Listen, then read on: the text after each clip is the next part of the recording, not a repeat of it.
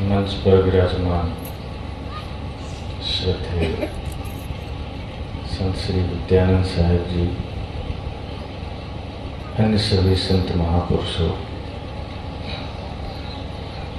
आत्मीय सज्जनों, श्रद्धा मूर्ति देवियों,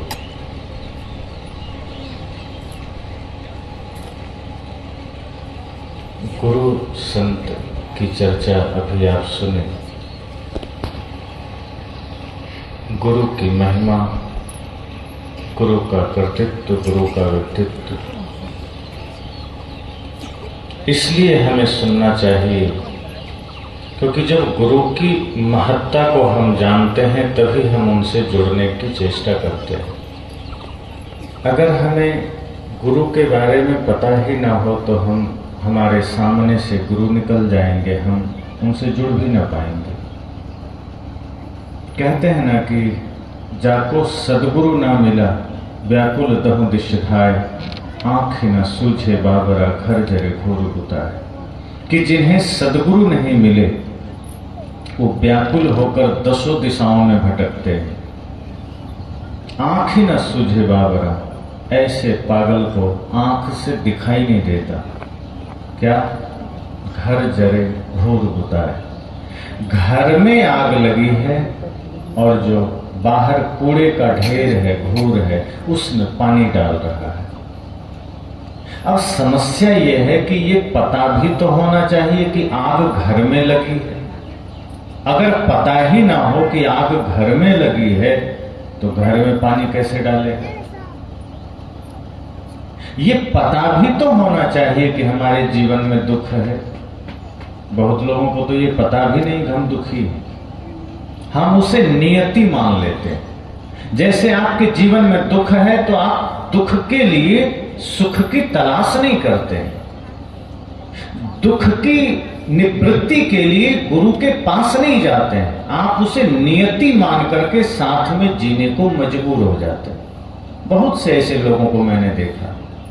वे कहते हैं क्या करें, अब संसार में रहते हैं, कलयुग का जमाना है, अब तो यही जीवन है, ऐसे ही चलना पड़ेगा।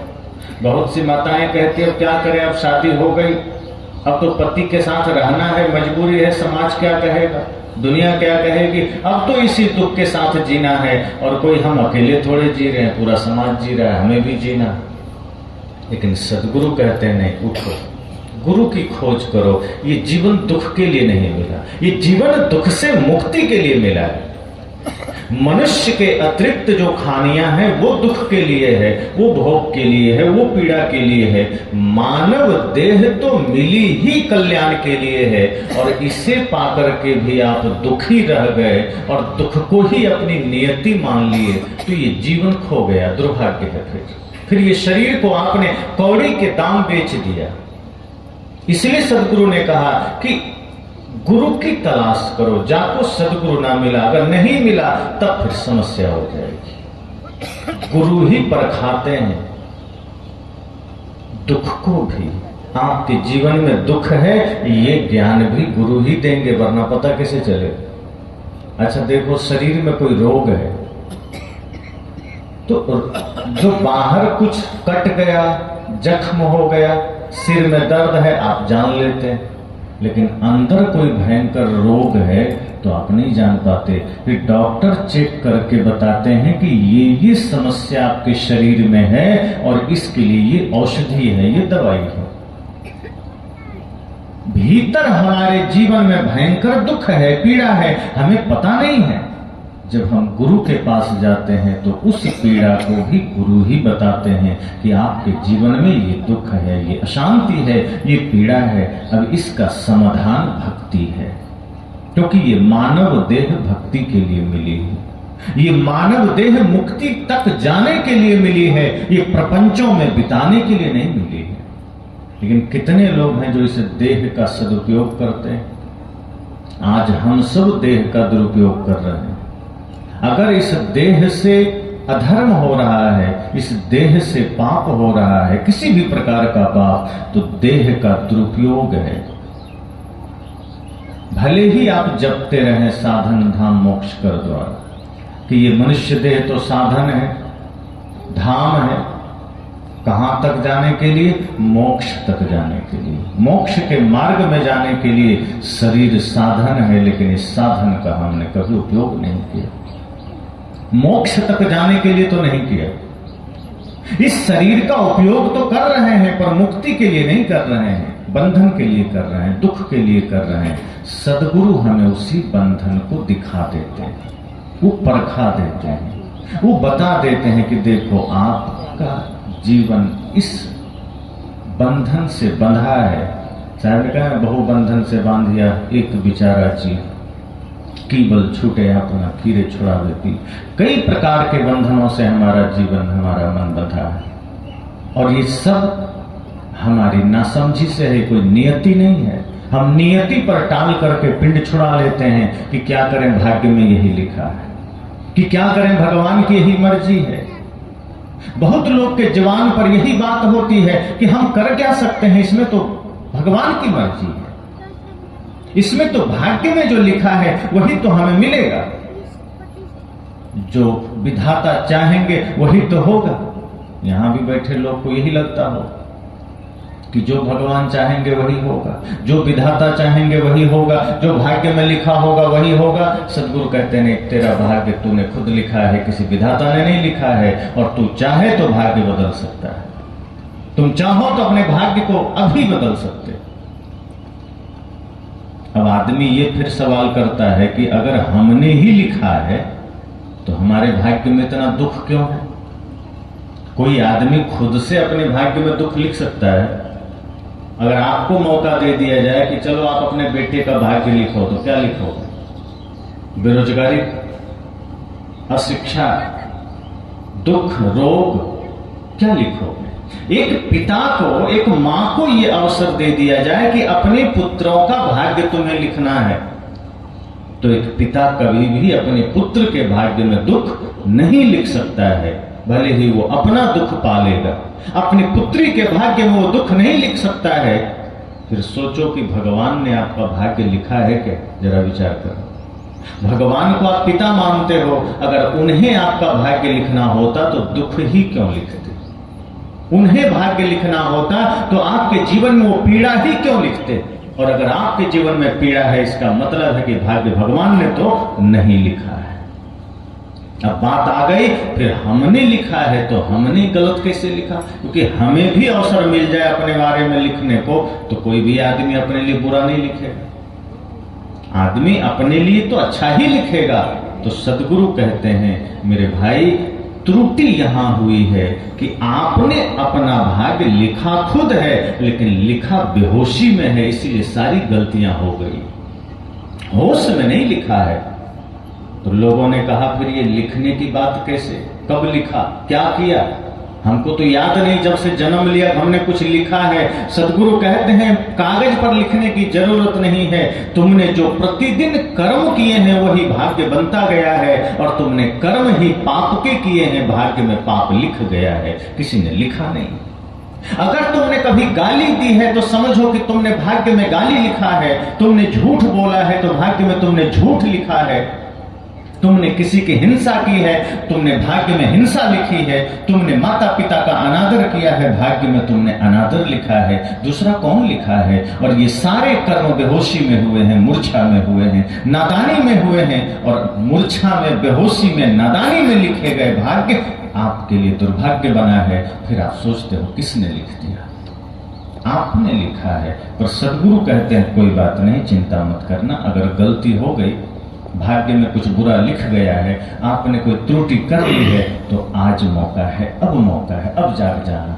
अब भगवान के भरोसे मत बैठना, अब अपने भीतर की भगवत्ता को जगाना, अब स्वयं के भीतर के रामत्व को जगाना, स्वयं के भीतर के शिवत्व को जगाना, और ज्ञान मार्ग का अनुसरण करना, सत्य मार्ग का अनुसरण करना, दुख मिट जाएंगे। अगर नहीं किया तो गुरु से दूरी तो बनी ही रहेगी, सुख शांति समृद्धि से भी दूरी बनी रहेगी। फिर जीवन में न सुख होगा, न शांति होगी, न समृद्धि होगी। और इसके लिए यह जानना जरूरी है कि हमारे जीवन में दुख क्या है। यह जानना जरूरी है कि मैं कौन हूं। यह जानना जरूरी है कि जगत से मेरा संबंध क्या है।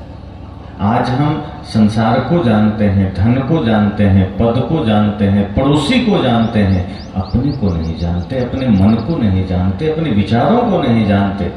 इसलिए सदगुरु कबीर कहते हैं, दृष्टा बनिए, साक्षी बनिए, दूसरों का नहीं, अपने मन का, अपने विचारों का, अपने कर्मों का। जिस दिन आप अपने कर्म का, अपने विचारों, अपने मन का दृष्टा बनोगे, मन के एक एक दोष नजर आएंगे, मन की एक एक कमियां नजर आएगी, मन की एक एक बुराई नजर आएगी। अभी नजर नहीं आते, अभी दूसरे की नजर आती। अभी आप किसी और को देखते हो, तुरंत लगता है वो आदमी कपटी है, वो आदमी छली है, वो आदमी ईर्ष्यालु है, वो आदमी चोर है। यही तो सोचते हो। एक सास सोचती है बहू खराब है, बहू सोचती है सास खराब है, पिता सोचता है बेटा बिगड़ गया, बेटे सोचते हैं पिताजी बिगड़ गए, भाई सोचता है भाई खराब, पड़ोसी सोचता है पड़ोसी खराब, मित्र सोचता है मित्र खराब। साहब कहते हैं एक बार अपनी ओर तो देख लो, अपनी ओर दृष्टि तो कर लो कि दूसरे खराब हैं तो आप स्वतंत्र नहीं हैं उसे ठीक करने। अगर आप ये देख भी लिए कि पड़ोसी खराब है तो कोई उपाय है उसे ठीक करने को, क्योंकि पड़ोसी खुद सोच रहा है कि आप खराब। अब दोनों एक दूसरे को खराब कह रहे हो, ठीक कौन होगा? जिस दिन आप खुद को देखने लगोगे, जिस दिन आपकी दृष्टि अपनी ओर हो जाएगी कि मेरा मन तो खराब नहीं, मेरा विचार तो खराब नहीं है, मेरे कर्म तो खराब नहीं है, और विश्वास रखना जिस दिन दृष्टि में ये भाव आया, जिस दिन आपकी दृष्टि खुद की ओर हुई, आपका जीवन निर्दोष होना शुरू हो जाएगा। क्योंकि ठीक आप अपने ही दोषों को कर सकते हो, दूसरे के दोषों को नहीं कर सकते। और ये भी सत्य है कि खुद को बदलकर ही दूसरों को बदला भी जा सकता है। जैसे मैंने जब गुरुदेव सदगुरु अभिलाष साहब जी के सानिध्य में जो कुछ समय बिताया, एक बार मैंने देखा आंगन में थोड़ा कचरा था, तो गुरुदेव जी ने ये नहीं कहा कि कौन झाड़ू लगाया, इतना होश नहीं है, बेहोश हो क्या, फिर से लगाओ, नहीं। शांति से कक्ष से बाहर आए, अपने हाथ में झाड़ू उठाए और पूरा आंगन में झाड़ू लगा दिए। जब देखे लोगों ने देखा, संतों ने देखा, दौड़ पड़े कि गुरुदेव आप क्या कर रहे हैं। गुरुदेव ने इतना ही कहा कि थोड़ी सी गंदगी रह गई थी, हमें लगा कि मैं भी थोड़ा सहभागी बन जाऊं, मैं भी थोड़ा सेवा का लाभ ले लूं। अब बोलिए सदगुरुदेव की। सोचिए कि ऐसे महान संत जब ये बात कह रहे हैं, बाकी संतों को काटो तो खून नहीं, जिन्होंने झाड़ू लगाया था वो सिर झुकाए खड़े। उन्हें इतनी ग्लानि हुई कि ऐसे सदगुरु एक आदेश भी कर देते तो हमें तो खुशी ही होती कि गुरुजी ने आदेश दिया है झाड़ू लगाने को। ये आदेश तो छोड़ो, एक शब्द तक नहीं कहा कि तुमने भूल की है, बल्कि खुद से झाड़ू लगा दी।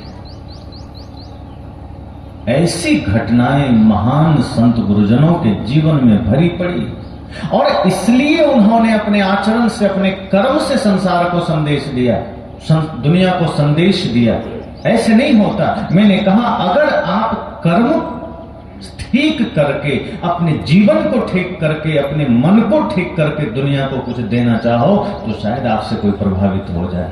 पर अगर आप बैठ गए, आदेश देने लगे कि देखो यहाँ गंदगी है, इसे ठीक कर लो, जूठा थाली है इसे ठीक कर लो, दरवाजे पर गंदगी है उसे ठीक कर लो, एक समय आएगा जब आपकी अवस्था ढलेगी, घर के ही लोग आपसे ईर्ष्या करेंगे, आपसे चिढ़ेंगे कि आदमी करता कुछ नहीं, बैठ के आदेश देते रहता है।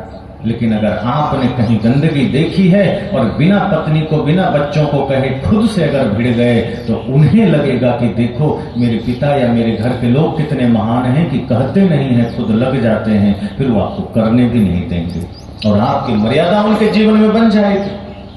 सदगुरु कहते हैं इसीलिए कभी भी अपने जीवन को बदलो पहले, अपनी ओर देखो पहले, अपनी कमियों को ठीक करो पहले, और जिस दिन आपका जीवन कमियों से मुक्त हो जाएगा, दोषों से मुक्त हो जाएगा, संसार प्रेरणा लेने लगेगा। आज हम प्रेरणा किन से लेते हैं? हम प्रेरणा उनसे लेते हैं जो करके दिखाते हैं, कहने वालों से नहीं लेते। अब मैं बहुत कुछ कह रहा हूं, और कहने लगूं और मेरी रहनी में वो बात ना हो तो कुछ दिन बाद आप ही कहेंगे बोलता तो बहुत है, रहनी में नहीं। अश्रद्धा हो जाएगी, और जहां अश्रद्धा होगी वो ज्ञान फिर दो कौड़ी को हो जाएगा, वो किसी काम का नहीं होगा। और कृष्ण तो कहते हैं श्रद्धावान लभते ज्ञान, ज्ञान का लाभ लेना है तो श्रद्धावान होना पड़ेगा, और श्रद्धावान तो उन्हीं के प्रति हो सकते हैं जिन्होंने अपने जीवन को साधा है, जिन्होंने मन को साधा है, जिन्होंने अपने इंद्रियों को वश में किया है, और जिन्होंने अपने समस्त जीवन को निर्विकार बनाया है। उन्हीं के प्रति श्रद्धा जगती है, उन्हीं के प्रति हमारा समर्पण का भाव जगता है, हमारी आस्था जगती है। और ऐसे संत, ऐसे सज्जन, ऐसे सदगुरु का जब सानिध्य में मिलता है तो हमारा जीवन भी निर्विकार होता है, निर्विचार होता है। इसलिए करके गुरुजन दिखाते हैं, बोलकर कम दिखाते हैं। इसीलिए एक चीज और ध्यान दीजिएगा, ज्ञान और जानकारी में बड़ा फर्क होता है।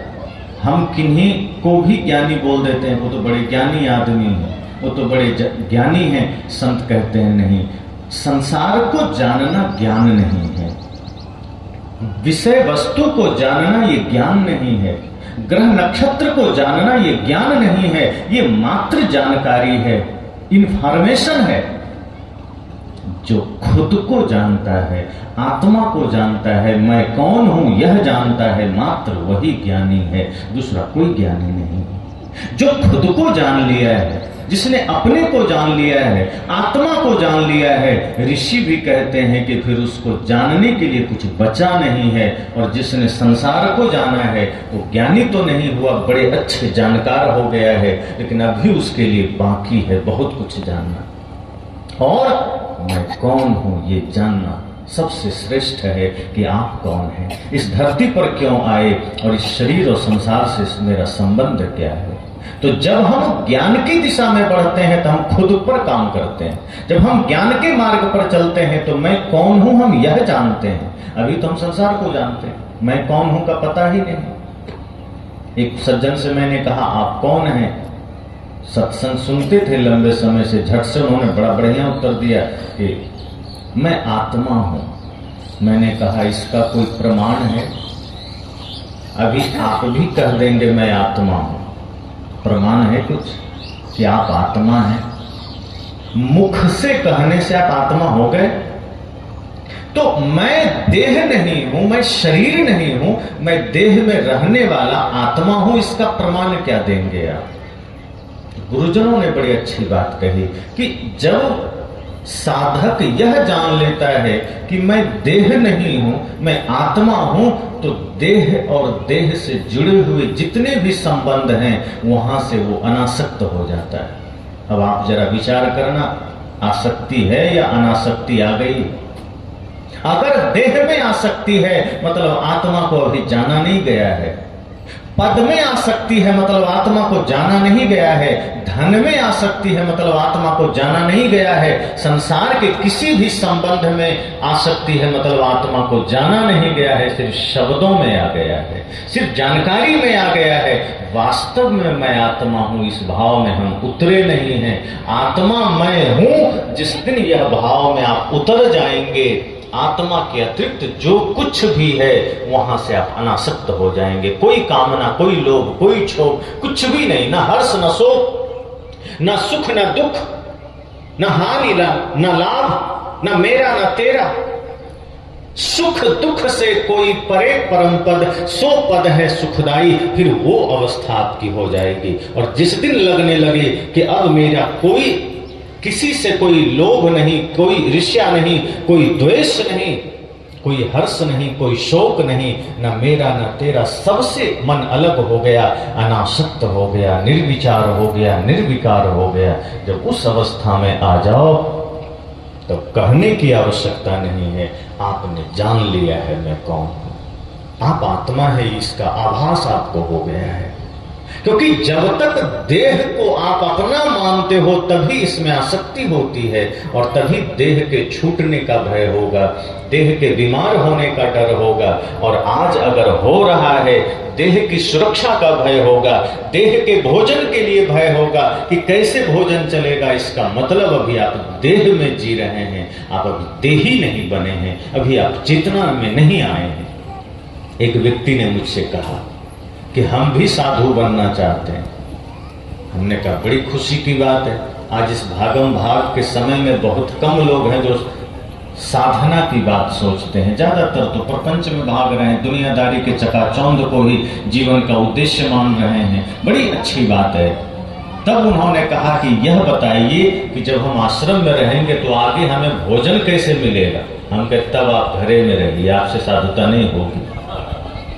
साधु बनने के लिए सबसे पहली शर्त है कि एक पल आगे क्या होगा ये भूल जाओ। भोजन मिलेगा कि नहीं भूल जाओ, कपड़े मिलेंगे कि नहीं ये भूल जाओ। ये सोच कर आना कि अगर कपड़े ना मिले तो भी साधना करनी है, भोजन ना मिले तो भी साधना करनी है। मैं ये साधुता भोजन की चिंता, कपड़े की चिंता, मकान की चिंता के लिए ग्रहण नहीं कर रहा। अगर ये चिंता महावीर ने किया होता तो महावीर साधना ही ना कर पाते। ये चिंता अगर सिद्धार्थ ने किया होता तो वो बुद्ध हो ही ना पाते। ये चिंता अगर सदगुरु रविदास ने किया होता, सदगुरु कबीर ने किया होता, गुरु नानक ने किया होता, संत मीराबाई ने किया होता तो वो तो साधना कर ही ना पाते। और यहाँ तक कि माता शबरी ने भी चिंता की होती तो वो तो भक्ति कर ही ना पाती। लेकिन उन्होंने ही भक्ति किया है जिन्होंने आसक्ति छोड़ा है, जिन्होंने कल की चिंता छोड़ा है, जिन्होंने कल क्या मिलेगा ये भाव ही छोड़ दिया। सिद्धार्थ के पास तो कोई कमी ही नहीं थी, राजा के पुत्र थे, लेकिन जिस दिन निकले सब कुछ छोड़कर निकले। एक साधक ने और कहा कि कुछ जिम्मेदारियां हैं वो जब तक मैं निभा नहीं लेता मैं सन्यासी नहीं बनूंगा। मन तो है सन्यासी बनने का। मैंने कहा ये कहने की जरूरत नहीं है, जिस दिन वैराग्य जग जाएगा उस दिन जिम्मेदारियां तो कौड़ी का भी नहीं पता चलेगा। सिद्धार्थ से ज्यादा जिम्मेदारियां आपके पास नहीं होगी। छोटा सा बच्चा है, जवान पत्नी है, माता पिता हैं, पूरा राज्य है, सारे लोग आस लगाए बैठे हैं। लेकिन जिस दिन विरक्ति जग गई वो कुछ भी नजर नहीं आया कि बेटा सो रहा है, कि पत्नी सो रही है, कि पिता लालायित है, कि माँ लालायित है, कि प्रजा लालायित है। आधी रात को गृह त्याग देते हैं और उस परम सत्य को उपलब्ध हो जाते हैं। जिस दिन वैराग्य जगेगा आप संसार को नहीं देखोगे, आप माया को नहीं देखोगे, क्योंकि सत्य के मार्ग में माया किसी भी रूप में बाधक ही बनेगी, वो आपका सहायक नहीं बनेगी। और वो माया किसी भी रूप में हो सकती है। हो सकता है वो माया माँ का रूप धर के आ जाए, हो सकता है वो माया पिता का रूप धर के आ जाए, पुत्र का रूप धर के आ जाए और आपके ज्ञान मार्ग में, सत्य मार्ग में बाधक बने कि नहीं नहीं बेटा तू नहीं जाना, घर में रहना, शादी करना, विवाह करना। जो माया को उसने झेला है उसी में फिर वो आपको भी धकेलेंगे। इसीलिए तो कहा गया कि संसार में एक जिम्मेदारी छोड़कर दूसरे में जाना, जैसे माता पिता की सेवा, पत्नी का धर्म छोड़कर अगर कोई व्यक्ति दूसरे किसी के साथ जाकर शादी कर लिया तो अपराध होता है। लेकिन अगर व्यक्ति माँ बाप, घर परिवार, धन दौलत, पुत्र पत्नी सब छोड़कर संन्यास ले लेता है तो वो परम सत्य की बात होती है, परम सौभाग्य की बात होती है। फिर दुनिया उसे गाली नहीं देती कि इसने गलत किया, माँ को छोड़ दिया, पत्नी को छोड़ दिया। नहीं, तब उसके जीवन का सबसे बड़ा सौभाग्य होता है कि अनादि काल से जिस हेतु से ये मानव शरीर धर रहा था, आज उसने उस अवसर को पाया है, आज उसने उस मुक्ति की साधना की है, आज उसने उस ध्यान को स्वीकारा है। अब तक तो संसार के लिए जी रहा था, अब तक तो प्रपंच के लिए जी रहा था, पर सही मायने में आज उसने अपने जीवन के वास्तविक अर्थ को जाना है, समझा है। तो मैंने कहा कि गुरु का सानिध्य जब मिलेगा तब गुरु आपके दोषों को बताएंगे, फिर वो आपसे परिचय कराएंगे, फिर वो आपकी कमियों को बताएंगे।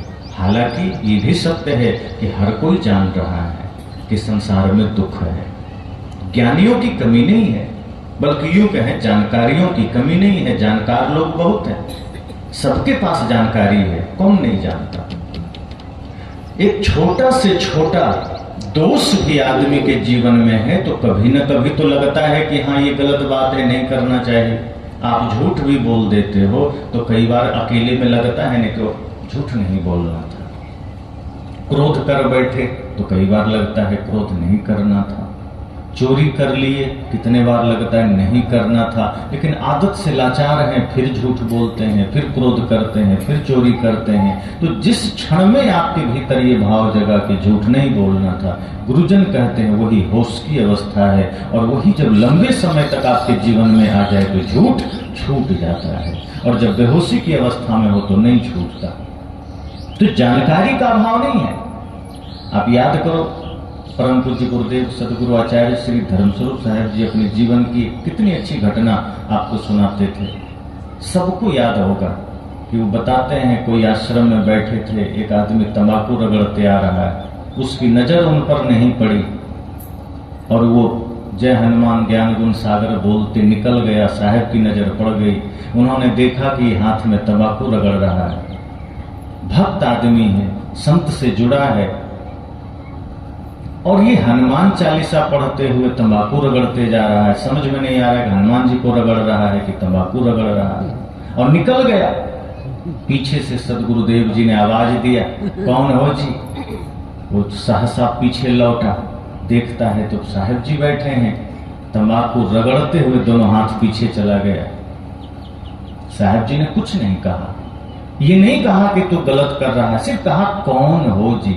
इतनी सी बात सुनकर वो सज्जन का दोनों हाथ पीछे चला गया। क्यों? क्योंकि वो जान रहा है कि मैं गलत काम कर रहा हूं, मैं तंबाकू रगड़ रहा हूं। और हाथ पीछे ही नहीं गया, बना हुआ मटेरियल भी नीचे गिरा दिया और फिर हाथ आगे करके बंदगी करके था, जी साहब कुछ कहा आपने? कहा नहीं, जाओ काम हो गया। स्वामी की उस आदमी ने कहा आपने कुछ कहा नहीं।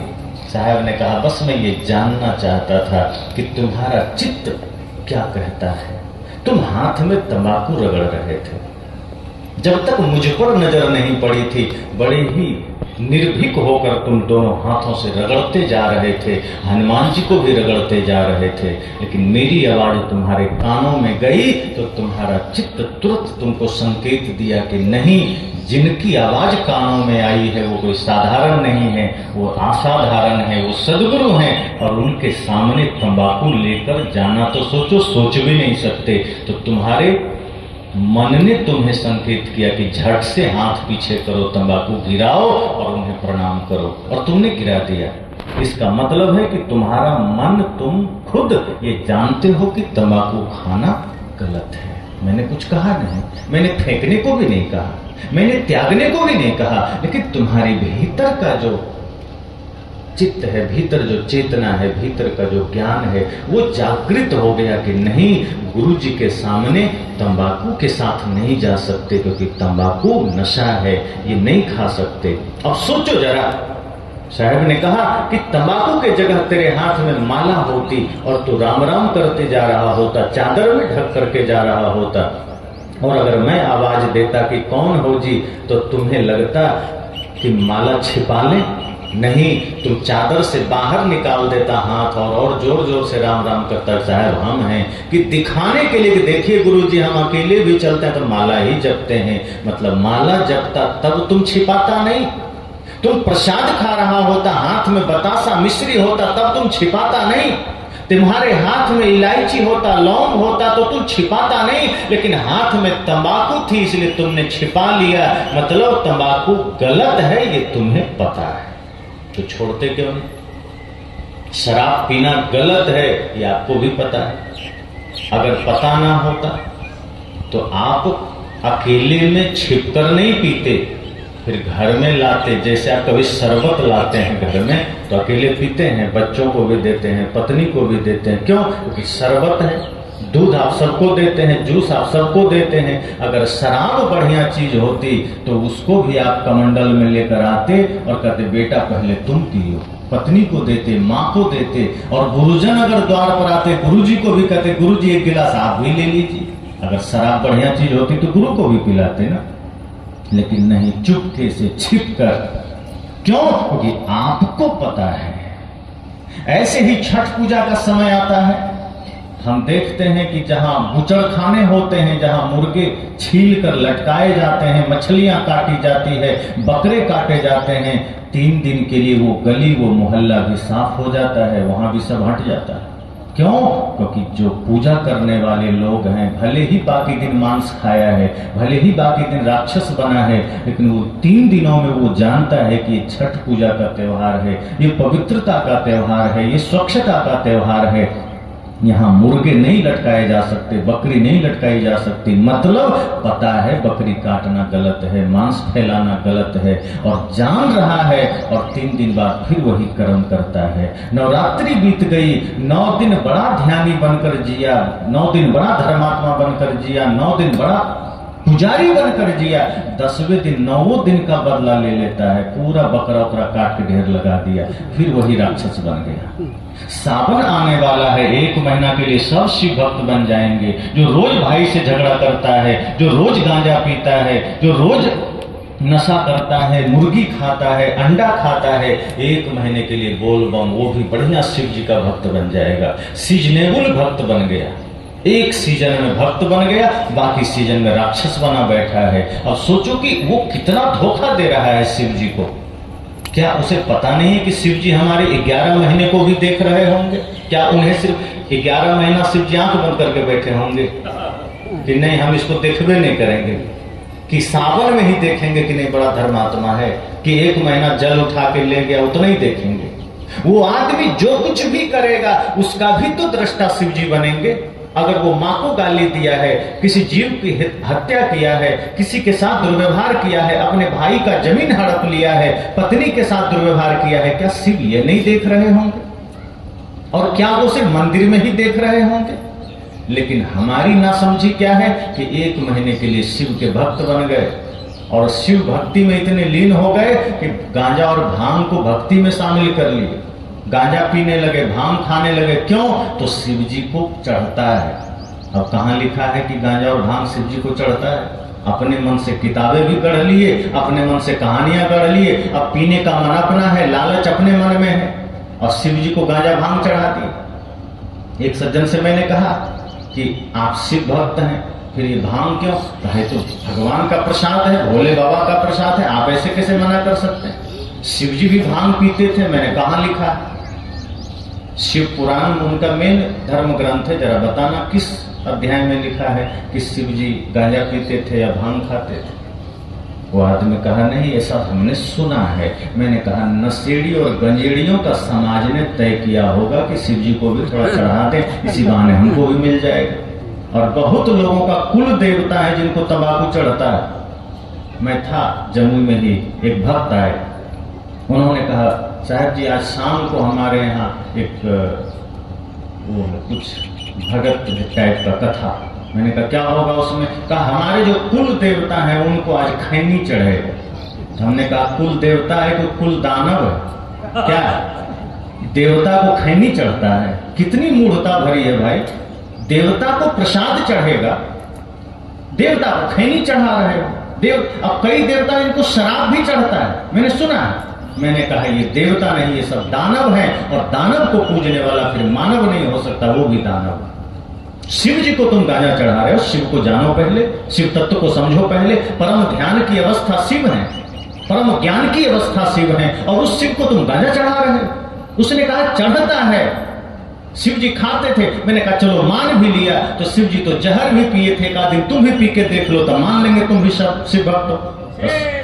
सिर झुक गया, कहा गलती हो गई। मैंने कहा छोड़ देना, शिव की अगर सच में भक्ति करते हो, शिव से सच में तुम्हें लगाव है, तो शिव के उस परम अवस्था को देखो।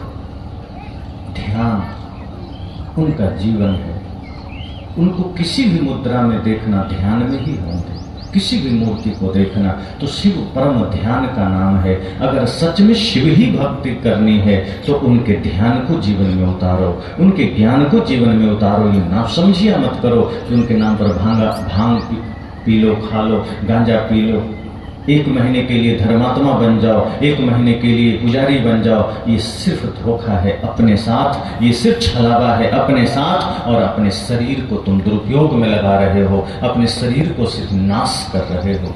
क्योंकि सतगुरु कबीर ने कहा है कि भजन बिना नर बाबरे तूने हीरा जन्म गंवाया। ये भजन, ये सत्संग, ये ज्ञान, ये आचरण, ये भक्ति के बिना ये हीरा जैसा मनुष्य जीवन को तुम गंवाए जा रहे हो। और जब एक समय ऐसा आएगा जब कमा दोगे तब कोई विकल्प नहीं होगा। कहते हैं ना, जीवन खत्म हुआ तो जीने का ढंग आया, जब बुझ गई समा तो महफिल में रंग आया। जब जीवन खत्म होगा तो लगेगा अब जीना है, और तब जीवन बचेगा नहीं। इसलिए मैंने कहा कि गुरु हमें सत्य का दर्शन कराते हैं, हमारे जीवन में हमारी कमियों को दिखाते हैं।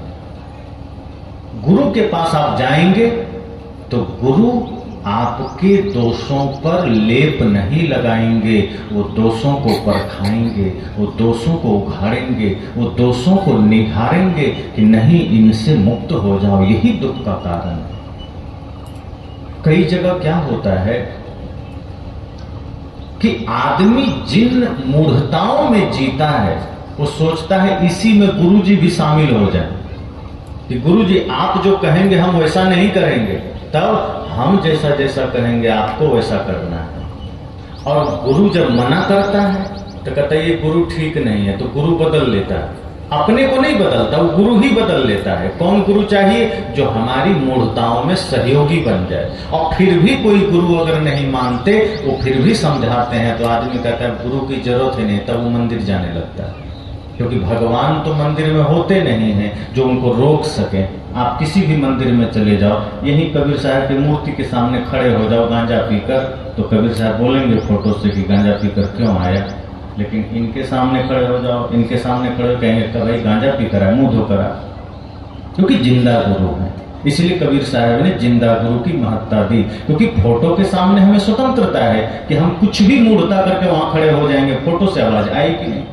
हिंसा करके कोई मंदिर चला जाए, कोई किसी को मारकर मंदिर चला जाए, तो भगवान उधर से क्या बोले कि तू मार कर क्यों आया, मंदिर से बाहर निकल जाओ। नहीं, स्वतंत्रता है वहां, हमें बड़ी स्वतंत्रता मिलती है कि हम जो चाहें कर दें। भगवान के अनुसार हम फिर चलते कहां हैं, हम अपने तरीके से भगवान को बना लेते हैं। इसलिए देखो, बंगाल के भगवान मांसाहारी होते हैं, राजस्थान के भगवान शाकाहारी होते हैं। अब क्या भगवान भी अलग अलग हैं क्या? अब बंगाली लोग ज्यादातर मांस खाते हैं तो उनका भगवान भी मांसाहारी है। मतलब उन्होंने खुद को नहीं बदला, भगवान को ही बदल लिया कि आप वैसा ही रहो जैसा हम हैं, हम वैसे नहीं बनेंगे जैसा आप हो।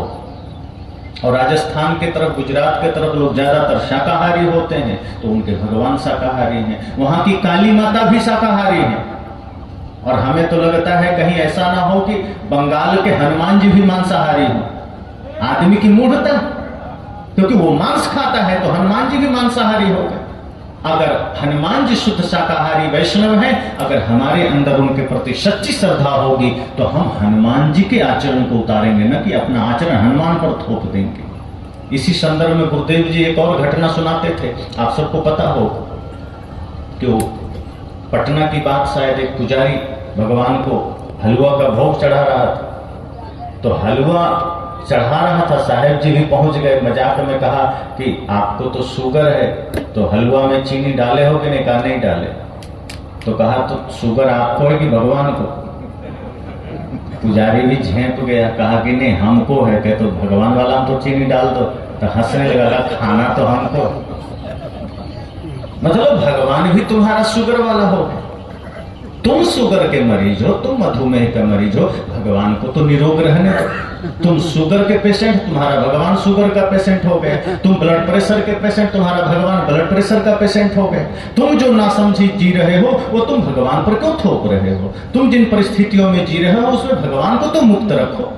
इसका अर्थ इतना हुआ कि हम भगवान के अनुसार नहीं जीते, हम उनको अपने अनुसार जीने को मजबूर करते हैं कि हे कृष्ण, आपको अपनी स्वतंत्रता नहीं मिलेगी। हम जैसा जीते हैं, हम जिन गलतियों के साथ जीते हैं, अगर आपको जीना है तो साथ रहो, वरना आपसे हमें कोई लेना देना नहीं। और फिर हमने लड्डू गोपाल की बड़ी अच्छी गठन कल्पना करके झोली में लेके घूमते रहते हैं, जैसा जहां जा रहे हैं, जो कर रहे हैं। और बेचारा लड्डू गोपाल साथ में, मना भी नहीं कर सकते हमको जहां तहां मत ले जाओ। अब लड्डू गोपाल कृष्ण ज्ञान रूप है, कृष्ण जीने योग्य अवस्था का नाम है, अपने जीवन के कसाइयों को खींचने का नाम है, अपने जीवन के दोषों को खींचने का नाम है। हमने कृष्ण को भी मजाक बना के रख दिया, हमने भगवानों के साथ बड़ा दुर्व्यवहार किया है। और अब वही चीजें कबीर साहब के साथ होना शुरू हो गया। अब कबीर साहब के साथ शुरू हो गया, भगवान बुद्ध के साथ शुरू हो गया। मैं महाबोधि मंदिर में था, गया मैं, बड़े भाव से मैं गया कि ये तो ऐसे महापुरुष हैं, ऐसे संत हैं जो पूरी मानवता को मानवता से परिचय करा दिया, सत्य से परिचय कराया, जिन्होंने खुद को ही भगवान होने का श्रेय दिया कि तुम खुद भगवान हो सकते हो। जब मैं वहां गया तो उनकी मूर्ति के सामने देखा कि जो मान्यता, जो भ्रम विष्णु मंदिर में चल रहा है, राम मंदिर में चल रहा है, कृष्ण मंदिर में चल रहा है, दुर्गा मंदिर में चल रहा है, थोड़ा भी कम वहां नहीं था। सेम वही बात थी। वहां भी बौद्ध भिक्षुओं को देखा सिर झुका करके, हमको मुक्ति दे दो, फल दे दो, धन दे दो, सुख दे दो। मैंने कहा बंटा ढार हो गया इसका। जिस बुद्ध ने कहा कि अपदीपो भवा, अपना दिया खुद बनो, अपने भीतर प्रकाश जगाओ, वो उनसे ही मुक्ति मांग रहा है। इसका मतलब हमने बुद्ध के संदेशों को ही ठुकरा दिया। जिस कृष्ण ने आपको ही, अभी शायद सुमन साहब जी कह रहे थे, उपद्रष्टानुमंता च भर्ता भोक्ता महेश्वर, मैंने सुना, जो कृष्ण कहते हैं कि आप ही आत्मा हैं, आप ही परमात्मा हैं, आप ही महेश्वर हैं, आप उसके सामने बैठ करके अपनी लाचारी का रोना रो रहे हो, आप उसी के सामने बैठ करके अपनी दीनता प्रस्तुत कर रहे हो, जो कहते हैं कि तुम वही हो जो मैं हूं, बस अपने भीतर के सत्य को पहचान लो, तुम भी वही हो। ईमानदारी से कहा। जब वेद के ऋषियों ने कहा अहम ब्रह्मास्मि, तो आप लोगों ने पूछा फिर हम कौन है, आप तो ब्रह्म हैं, हम कौन है? तो ऋषियों ने ये नहीं कहा कि नहीं तुम तो नाचीज हो, तुम तो अति छोटे हो, तुम तो शूद्र हो, तुम तो क्षुद्र हो। नहीं, वेद के ऋषियों ने कहा कि तत्त्वमसि, तुम भी वही हो, हम में तुम्हें कोई भेद नहीं है। भेद सिर्फ इतने का है कि तुम माया के वशीभूत होकर के अभी अंधकार में पड़े हो, तुम माया के वशीभूत होकर के अज्ञान में पड़े हो। हमने अपने अज्ञान के पर्दे को हटा लिया है, हमने अपने अंधेरे को खत्म कर लिया है, हम प्रकाशित हो गए, तुम अंधेरे में हो, तुम भी वही हो।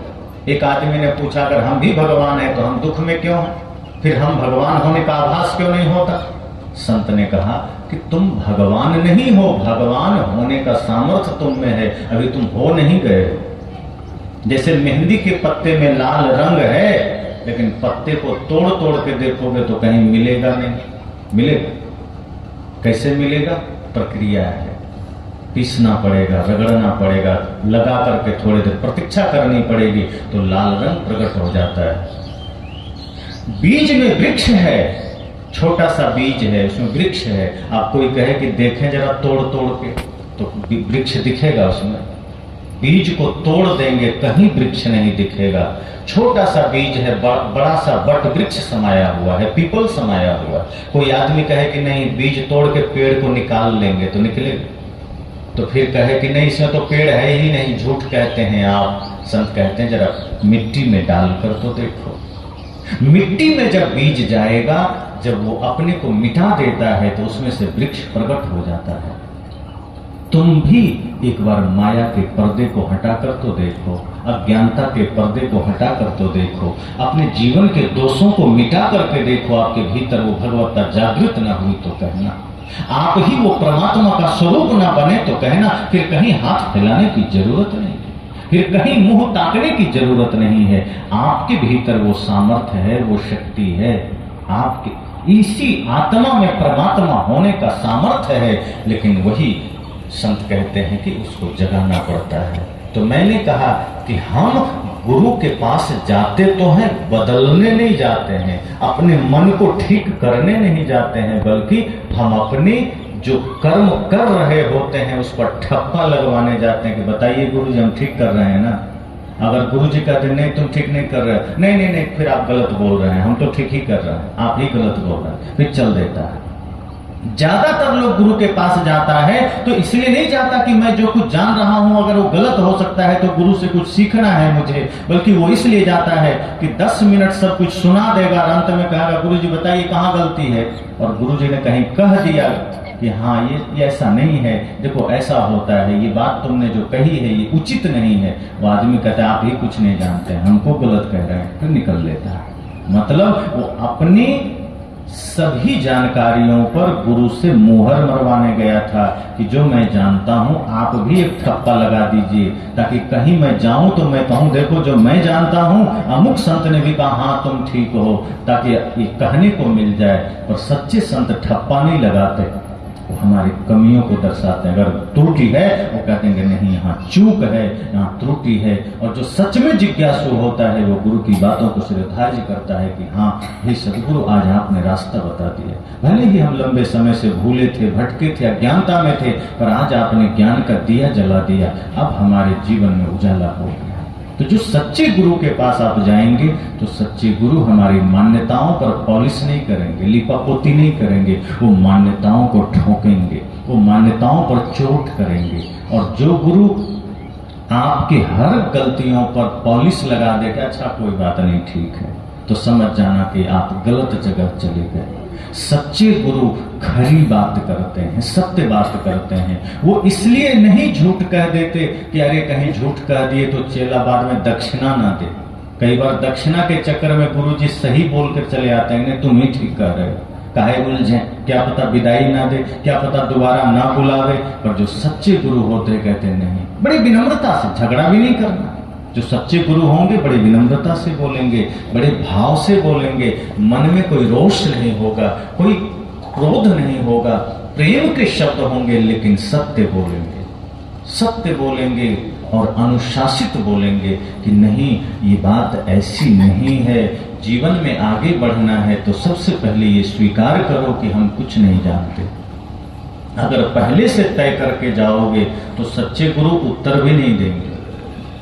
अगर आपने पहले ही तय कर लिया कि हम जो जानते हैं वही ठीक है और आप गुरु के पास चले गए तो जवाब भी नहीं देते, मौन हो जाते, नहीं बोलेंगे। लेकिन अगर कहीं गलती से ऐसे गुरु के पास पहुंच गए जो अधकचड़े हैं तो फिर वो बोलेंगे, बहुत बोलेंगे, खूब जवाब देंगे, फिर तर्क वितर्क होगा, विवाद भी हो जाएगा, फिर आप अश्रद्धा लेकर घर चले आएंगे। फिर गुरु को भी लगेगा कि देखो कैसा आदमी था, झगड़ा कर लिया। लेकिन सच्चे गुरु प्रतीक्षा करते हैं कि अगर तुम कुछ जानने सच में आए हो तो तब गुरु कुछ बोलते हैं। तो मैंने कहा गुरु अनिवार्य है, क्योंकि गुरु हमारे दोषों को परखाते हैं, गुरु हमारी कमियों को परखाते हैं। और जब गुरु से हम जुड़ते हैं तो हमारा जीवन भी गुरु के समान हो जाता है। क्यों? क्योंकि साहब ने कहा है पारस में और संत में बड़ो अंतरो जान, वो लोहा कंचन करे गुरु कर ले आप समान। जो गुरु होते हैं वो आपको दास नहीं बनाते, जो सच्चे संत होते हैं वो आपको शिष्य नहीं बनाते, वो आपको गुलाम नहीं बनाते। सच्चे संत आपको भी संतत्व की श्रेणी में रखते हैं। वो आपकी श्रद्धा है, वो आपकी आस्था है कि जहां से ज्ञान मिला हम उनको सम्मान करें, हम उनका आदर करें। लेकिन सच्चे गुरु कभी नहीं कहते कि तू मेरा शिष्य बन जा। सच्चे गुरु कहते हैं कि नहीं, जो मैं जानता हूं तू भी जान और तुम भी वही हो जाओ जो मैं हूं। साहब ने कहा ना, जो तू चाहे मुझको छाड़ सकल की आस, मुझे ही ऐसा हो रहो। साहब ने ये नहीं कहा कि मेरा शिष्य हो जाओ,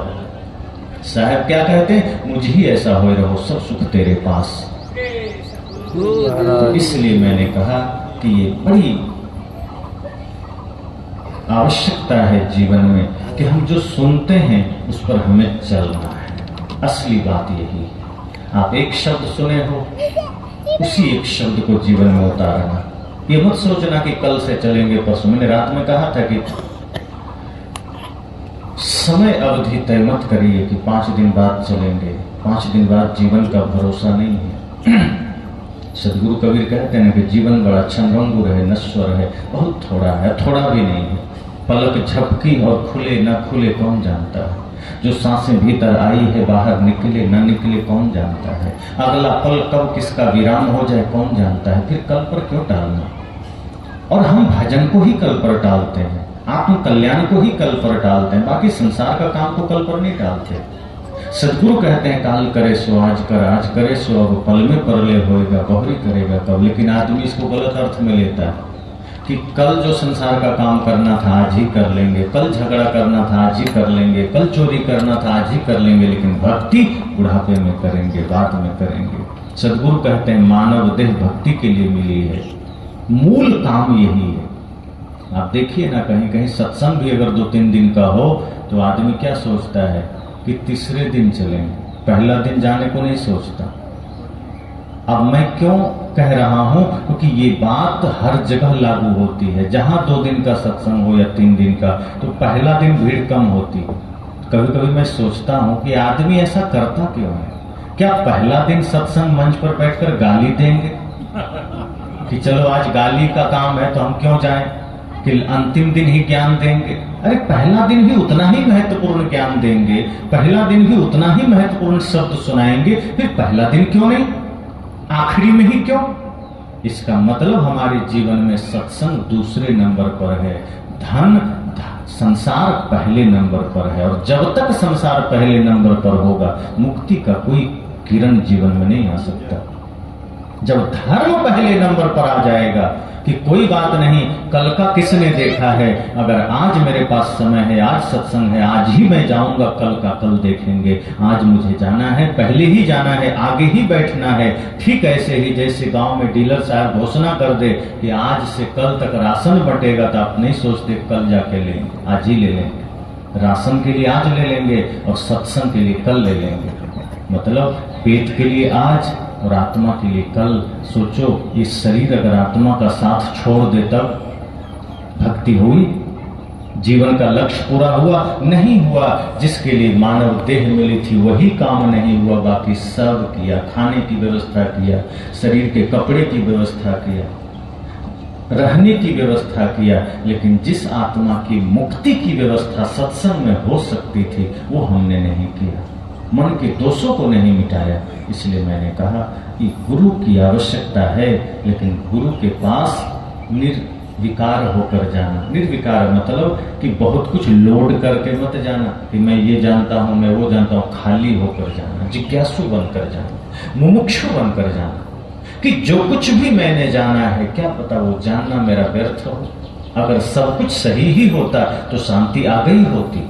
अगर मेरा जानना इतना ही बढ़िया होता तो मुक्ति मिल गई होती। अगर आज तक नहीं मिली, क्या पता हमारा जानना ही गलत हो। क्यों ना गुरु के पास हम अज्ञानी बनकर जाएं, अबोध बनकर जाएं। और जब अबोध बनकर जाओगे तभी गुरु ज्ञान दे सकते हैं। अगर पहले से निर्धारित कर लोगे, तय कर लोगे, नहीं ये तो मैं ठीक ही जानता हूं, तो गुरु से दूर हो जाओ, फिर गुरु नहीं देंगे कुछ। और गुरु से लेना है, सत्संग से लेना है, तो पात्र तो खाली करके जाना पड़ेगा। गंगा नदी बह रही है, जल आपको भरना है और आप गिलास लेकर जाओगे तो गिलास भर जल लोगे, इसमें गंगा का क्या दोष है।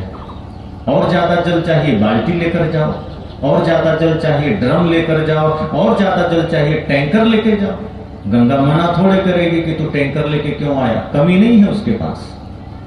पर हम ही अपना पात्र छोटा लेकर जाते हैं, हम ही अपनी श्रद्धा छोटी लेकर जाते हैं कि गुरु जो कहते हैं हम जीवन में उतारते नहीं हैं। इसलिए गुरु जो कहते हैं जीवन में उतारिए, बाह्य शुद्धि अंतः शुद्धि दोनों का ध्यान रखिए। सदगुरु कबीर जब कहते हैं घर मंदिर है, तो मंदिर का मतलब क्या कि मंदिर जैसा डिजाइन घर का बना दे। कोई कहते हैं घर को मंदिर बनाओ, तो क्या करोगे, घर का डिजाइन मंदिर जैसा कर दोगे कि घर में मूर्ति बैठा दोगे, ये मंदिर है? नहीं। जब सदगुरु कबीर कहते हैं घर मंदिर है, तो मंदिर जैसी पवित्रता घर में लाओ। सास ससुर माता पिता को भगवान समझो, छोटे छोटे बच्चों को ही नंद गोपाल समझो, ये मंदिर है। जब घर स्वच्छ हो जाए, जैसे छठ पूजा में आप घर की सफाई रखते हो, जब वही सफाई आप नित्य प्रति करने लग जाओ, घर मंदिर हो गया। लेकिन भगवान के लिए बनाते हो सफाई से, और सास ससुर पति के लिए बनाना है तो जैसे मन वैसे बना दिया। गुस्सा है तो गुस्से में बना दिया, खिन्नता है तो खिन्नता में बना दिया। रसोई घर में बैठे हैं तो जैसे गंदगी जैसे तैसे बना दिया, बिना नहाए बना दिया। अस्वच्छता, अशुद्धता आपके जीवन में सत्य को उतरने नहीं देता। इसलिए संतों ने बाह्य शुद्धि भी कहा, अंतः शुद्धि भी कहा कि अंतः शुद्ध करना है, भीतर शुद्ध करना है तो बाहर पवित्रता चाहिए, चंदन जैसी महक चाहिए, मंदिर जैसी पवित्रता चाहिए। तब जीवन में आनंद झरेगा, तब जीवन के दुख मिटेंगे। इसलिए आप सबको बहुत बहुत शुभकामनाएं, मंगल कामनाएं कि ये कुछ घड़ी का सत्संग आप सबको मिला। चेष्टा यही करना कि जो भी हमने सुना है, जिन संत की भी वाणी हमने सुनी है, उसको अपने हृदय में बांध लेना रख लेना और घर जाकर के चिंतन करिएगा, यहीं झाड़ के मत चले जाइएगा। कई बार हम खड़े होते हैं तो धूल झाड़ते हैं ना, साथ में सत्संग भी यहीं झाड़ देते हैं, फिर घर खाली चले जाते हैं। नहीं, उसको गांठ में बांधिएगा और अकेले होइएगा तो मंथन करिएगा कि क्या मैंने जाना और मेरी आयु इतनी हो गई, आज तक हमने क्या किया है, अपने लिए क्या किया है। क्योंकि जो अपने लिए अर्थात मन को साधता है, वाणी को साधता है, वही समाज के लिए कुछ उपयोगी हो सकता है। रात में जब बिस्तर पर जाइएगा तब भी कुछ करिएगा। एक तो जल्दी भोजन कर लीजिए, शाम को निशाचरों की तरह 9 बजे के बाद खाना ठीक नहीं, फिर भोजन सड़ेगा, पचेगा नहीं, फिर आप बीमार होंगे, शरीर में फिर कोलेस्ट्रॉल बनेगा, यूरिया बनेगा, फिर आप परेशान रहेंगे, डॉक्टरों का चक्कर लगाएंगे। शुद्ध सात्विक भोजन तो लीजिए ही, शाम को समय से ले लीजिए, रात्रि भोजन का निषेध कर दीजिए। और जब बिस्तर पर जाइए तो जो ये मोबाइल है ना, इसमें उंगलियां मत चलाइए, रील्स मत देखिए। आज हर कोई सोने से पहले रील्स देखता है, अंगूठा चलाए जा रहा है, चलाए जा रहा है, कॉमेडी देख रहा है, कुछ भी उलूल जुलूल हम देखे जा रहे हैं। अब क्यों देखना? सोचो एक आदमी कितना खाली बैठा है, वो कुछ भी उटपटांग करके मोबाइल में डाल दिया और आप उसको देख रहे हो, आपके पास कोई काम नहीं। सोने से पहले अगर कुछ देखना है तो ध्यान का प्रवचन सुन लेना, किसी संत का वाणी सुन लेना और सुनते सुनते उसी वाणी के अनुसार चिंतन करते हुए सो जाना। जिस दिन आप ध्यान के वाणी सुनकर सोओगे, रात में सपने आना बंद हो जाएंगे, अच्छे भी नहीं आएंगे, बुरे भी नहीं आएंगे, मन शांत हो जाएगा। सपने तभी आते हैं जब नींद पूरी नहीं होती, अधूरी नींद है तब सपने आते हैं, लेकिन जब गहरी नींद है सपने नहीं आते। फिर सुबह जब नींद खुलेगी, मन हल्का होगा, जीवन हल्का होगा, सिर हल्का होगा, कोई डिप्रेशन नहीं होगा, कोई टेंशन नहीं होगा। आप जानवरों को देखो, सुबह होते ही चिड़िया चहचहाने लगती है, कुत्ते कूदने लगते हैं, जानवर खिलखिलाने लगते हैं, कोई टेंशन नहीं है। वो कल क्या होगा उसकी भी चिंता नहीं है। एक जगह एक आदमी दाना छींट दिया, बहुत सारे कबूतर आए, अपने चोंच में दाना लिया, उड़ गया। वो सोचा भी नहीं कि चलो कल के लिए भी कुछ दाना ले लें, नहीं, वो आज में जी रहा है। उसको पता है कल मिले ना मिले, फिर भी वो दाना के लिए प्रतीक्षा नहीं कर रहा कि चोंच में भर लिया, कुछ झोला भी लेके चले जाए। लेकिन आदमी आज अगर कुछ मिल जाए तो सोचता है कल का भी व्यवस्था अब ये कर लेते हैं। अरे कल क्या होगा, कल सोचना, अभी को सुख से जियो। अब इसका मतलब है कि खेती मत करो, आज श्रम करो। अगर आज आपने ये सोचकर मेहनत किया है कि मुझे आज बढ़िया से करना है, वही आपके भविष्य के लिए भी तैयार हो जाएगा, वही बिना सोचे भविष्य के लिए निर्मित हो जाएगा। जानवरों को देखो, चारा दे दो, खाने के बाद जब पेट भर जाता है उसी चारा पर वो गोबर कर देता है, उसे कुछ पता नहीं कि कल क्या मिलेगा, टेंशन नहीं है, वो निश्चिंत होकर जीता है। सुबह जब उठता है तो उसके चेहरे पर कोई तनाव नहीं है, कोई टेंशन नहीं है। लेकिन आदमी, आप लोग अपना चेहरा सुबह सुबह देखो जरा आईने में, तो लगता है जैसे रात भर कहीं लड़ाई करके आए, पूरा चेहरा पर 12 बजा हुआ रहता है, एकदम टेंशन में, तनाव में, सुबह ही टेंशन में है, मन हल्का नहीं है, मन फ्रेश नहीं है। और आदमी कहता है क्या करें, बड़ा डिप्रेशन में है, बड़ा तनाव में है। जो अंग्रेजी नहीं जानते वो भी माताएं कहती क्या करें, बहुत टेंशन है। पता नहीं, फिर भी टेंशन तो पता है, कहां से आया, किसने दिया? आपने लिया है, किसी ने दिया नहीं है। अगर रात में सोने से पहले ध्यान करके सो और सुबह जब उठो ब्रह्म मुहूर्त में 4 बजे से 5 के बीच में, वैसे तो ब्रह्म मुहूर्त 3:30 बजे शुरू हो जाता है, लेकिन आप अगर 4 बजे भी उठते हो, नहीं कम से कम 5 बजे उठ करके और कुछ देर बैठ करके आत्मचिंतन कर लो, आज हमें क्या शुभ करना है इसका निर्णय करके, और फिर अपने दैनिक क्रियाक्रम कर लो। फिर थोड़ा ध्यान करो, फिर अपने से बड़ों का चरण स्पर्श करके दंडवत करके आशीर्वाद ले लो, और फिर अपने दैनिक अन्य कार्यों की शुरुआत करो। वो दिन आपका मंगलमय होगा, वो दिन आपका शुभ होगा, आनंद से भरा होगा। और पुनः शाम को घर लौटो, हाथ पांव धोकर अपने से बड़ों का चरण स्पर्श करो, उनका आशीर्वाद लो, भोजन जल्दी पा करके फिर सत्संग भजन ध्यान के साथ विश्राम कर जाओ। देखो जितना जल्दी घर और जीवन स्वर्ग और आनंद से भर उठेगा, बहुत जल्दी। लेकिन हम क्या करते हैं, सत्संग सुने और घर में गए तो वही चल रहा है, वही सोना जगना, वही खाना पीना, वही लड़ना झगड़ना, वही सब कुछ चल रहा है। कोई परिवर्तन नहीं, कोई रूटीन में बदलाव नहीं, कोई नियम नहीं, कोई अनुशासन नहीं। बच्चे खेल कूद रहे हैं, वो झगड़ रहे हैं, पत्नी झगड़ रही है, पति झगड़ रहा है, माँ बाप कुछ से कुछ बोल रहे हैं। सत्संग में हम बैठे थे, घर में गए, दोनों में कोई लेना देना नहीं। सदगुरु कहते हैं सत्संग यहाँ सुनो और इसको लेकर घर तक जाना, तब घर आपका मंदिर बनेगा, घर स्वर्ग बनेगा। आज आप हमें जिस रूप में देख रहे हैं, 3 महापुरुष का बड़ा योगदान है। सर्वप्रथम मेरी दादी का, इसलिए मैंने कहा था कल कि घर वालों की बड़ी महत्ता होती है किसी भी व्यक्ति को, किसी भी बच्चे को सही संस्कार और दिशा देने में। 6 दिन का मैं था, दादी ने अपने से माला दे दिया और बचपन से सत्संग में ले जा करके हमें सत्संग की ओर प्रेरित कर दिया। अगर बगल कहीं टीवी में फिल्म आ रही है और हम छोटे थे और दूसरा घर में अगर कोई कृष्णा या महाभारत चला के देख रहा है तो हमें कोई कहता नहीं था, हम फिल्म की तरफ नहीं जाते थे, महाभारत या कृष्णा देखने बैठ जाते थे। सत्संग हो रहा है, हम सत्संग में चले जाते थे। दादी ने प्रेरणा दिया, धीरे धीरे। उसके बाद सदगुरु श्री अभिलाष साहब जी का दर्शन हुआ। 8 वर्ष की अवस्था में उनसे माला दीक्षा हो गई। धीरे धीरे उनका दर्शन होने लगा। कुछ समय उनके सानिध्य में बिताया, जो कुछ रहनी जीवन को समझा जाना। और फिर 2009 में गुरुदेव सदगुरु आचार्य श्री धर्मस्वरूप साहब जी का दर्शन हुआ। जब इनके सानिध्य में आया तब भी हमने जाना कि ज्ञान के शिखर पर होते हुए, विद्वता के शिखर पर होते हुए कोई महापुरुष कैसे सरल, कैसे विनम्र हो सकता है, कैसे इतना जीवन सरल सहज हो सकता है कि ज्ञान हो इतना बड़ा लेकिन उस ज्ञान का अहंकार ना हो। जहां सरलता शिखर पर हो। बहुत से संतों को हमने देखा, बहुत से महापुरुषों को देखा कि थोड़ा सा ज्ञान आया तो अहंकार आ गया। लेकिन सदगुरुदेव जी ज्ञान की पराकाष्ठा पर हैं, विद्वता के शिखर पर हैं, अध्यात्म के शिखर पर हैं, लेकिन सरलता इतनी कि एक छोटा सा बालक भी वहां जाकर उनसे वैसे ही बात कर ले, कोई कमी नहीं थी कि हाँ एक बच्चा भी कैसे मिल लिया, एक आम आदमी कैसे मिल लिया। लेकिन आज जब उनको हम याद करते हैं तो पता चलता है कि महापुरुष अपने जीवन को इस रूप में बना लेते हैं कि उनका एक एक कृत्य, उनका एक एक जीवन दर्शन शास्त्र बन जाता है, उनकी एक एक रहनी प्रेरणा बन जाती है। आज आप उनके जीवन को देखेंगे तो जो बड़ा सरल भी लगता था आज मालूम पड़ेगा कि ये साधारण नहीं है। जब अपने को जीने की बात आती है, जब अपने जीवन में वही चीज उतारने की बात आती है, तब लगता है कि नहीं, इस शब्दों में सरल है, जीने में बड़ी साधना की बात है। और वो उनके जीवन में सरलता से थी।